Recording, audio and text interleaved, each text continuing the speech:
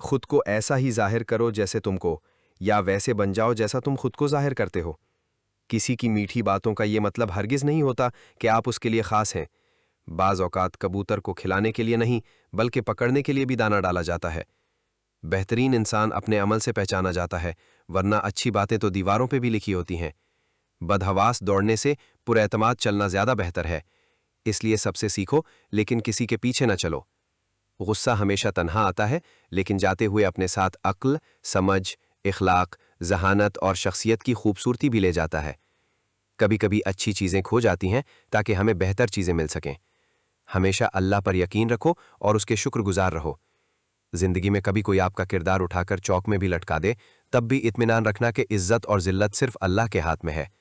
مشکل وقت دنیا کا سب سے بڑا جادوگر ہوتا ہے، جو ایک پل میں آپ کے چاہنے والوں کے چہرے سے نقاب ہٹا دیتا ہے۔ جب ہر شخص آپ کو برا لگنے لگے تو تھوڑا سا وقت نکال کر اپنے گریبان میں جھانک لینا چاہیے۔ دولت، رتبہ اور اختیار ملنے سے انسان بدلتا نہیں، بلکہ اس کا اصلی چہرہ سامنے آ جاتا ہے۔